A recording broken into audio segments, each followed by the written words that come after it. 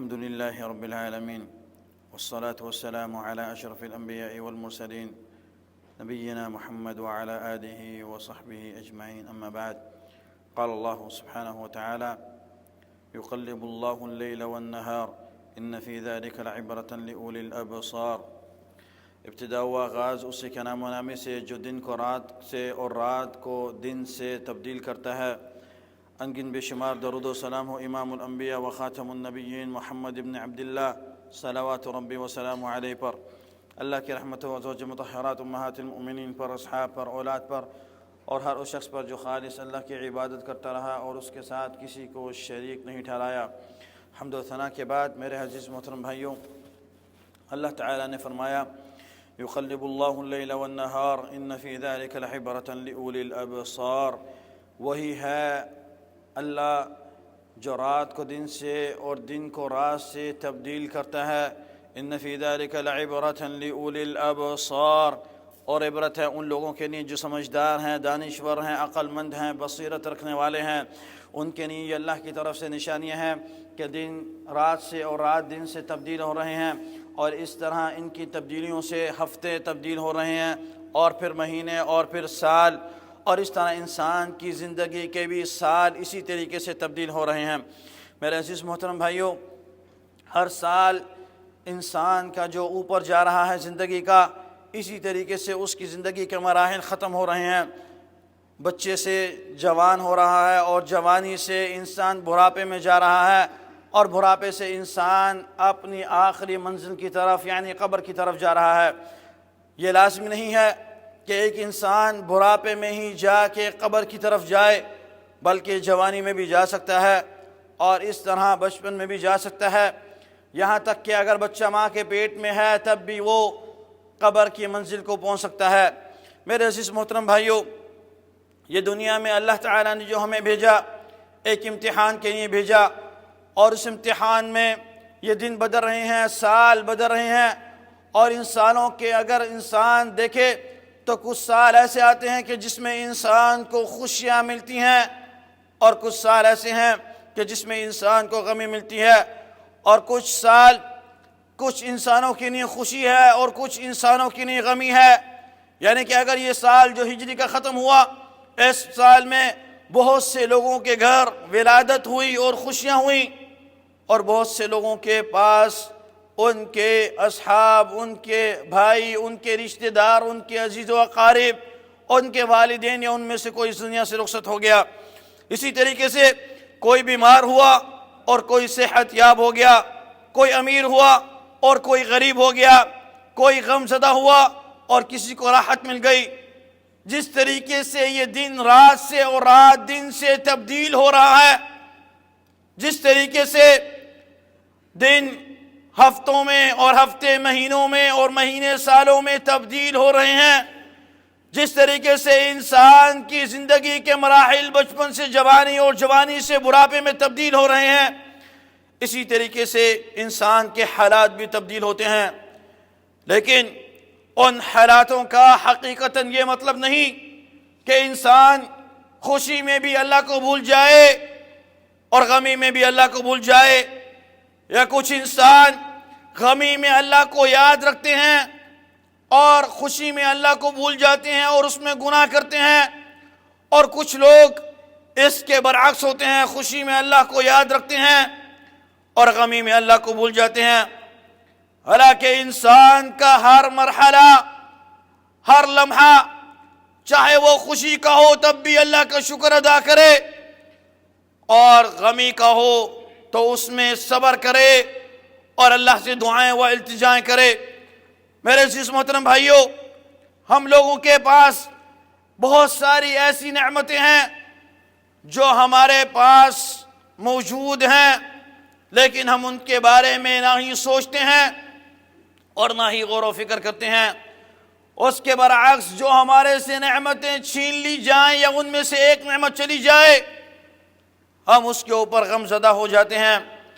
حالانکہ اگر ہم احوال دیکھیں مسلمانوں کا پوری دنیا کے اندر، یا ہم اپنے بھائیوں کا جو فلسطین میں ہیں، کہ ان کی صبح میں ان کے والدین، رشتہ دار، عزیز و اقارب ان کے ساتھ ہیں، اور رات ہونے پہ نہیں ہے، امن و امان کی نعمت ان کے پاس نہیں ہے، ان کے پاس کھانے پینے کے لیے چیزیں میسر نہیں ہیں، رشتہ دار عزیز و اقارب ان کے پاس میسر نہیں ہے، دلوں میں ہر وقت خوف طاری ہے۔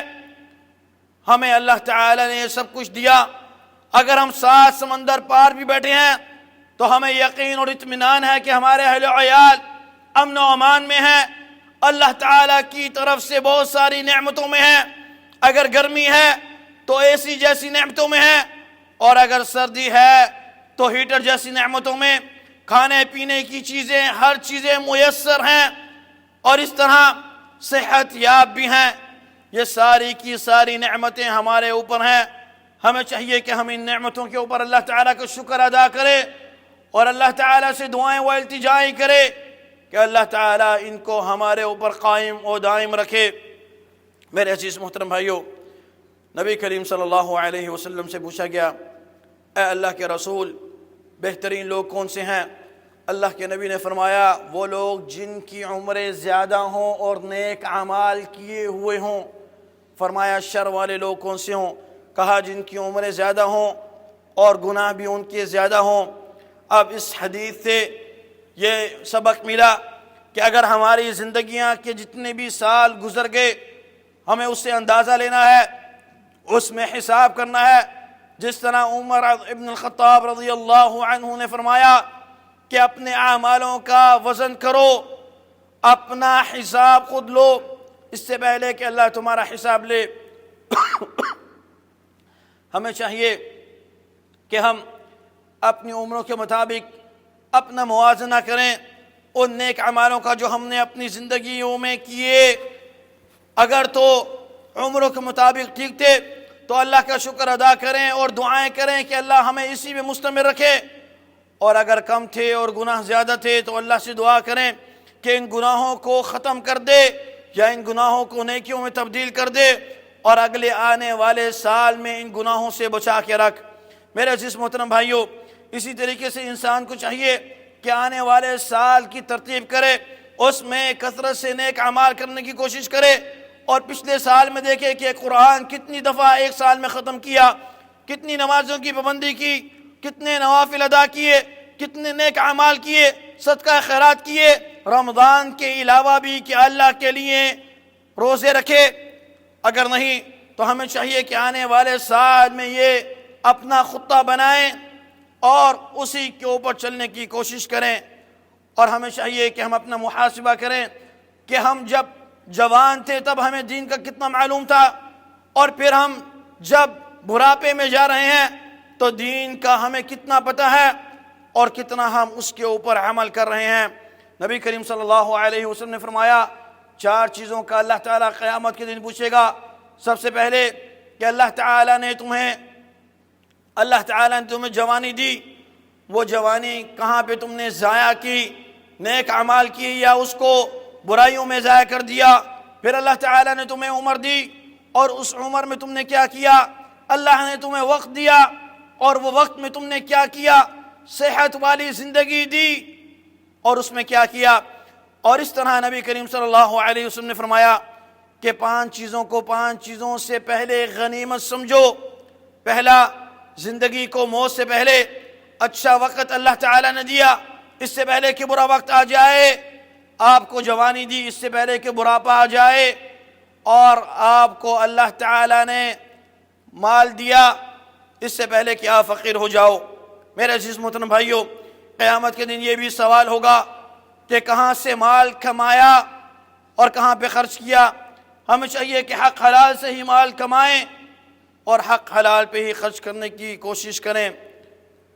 هذا وصلوا وسلموا على حبيب المصطفى فقد أمركم الله جل من قائل عليما حكيما إن الله وملائكته يصلون على النبي يا أيها الذين آمنوا صلوا عليه وسلموا تسليما اللهم صل على محمد وعلى آل محمد كما صليت على إبراهيم وعلى آل إبراهيم إنك حميد مجيد اللهم بارك على محمد وعلى آل محمد كما باركت على إبراهيم وعلى آل إبراهيم إنك حميد مجيد وارض اللهم عن خلفاء راشدين أبي بكر وعمر وعثمان وعلي وعن سائر الصحابة وعنا معهم برحمتك يا أرحم الراحمين اللهم اغفر للمسلمين والمسلمات والمؤمنين والمؤمنات الأحياء منهم والأموات. اللهم اغفر لنا ولوالدينا ولجميع المسلمين برحمتك يا أرحم الراحمين.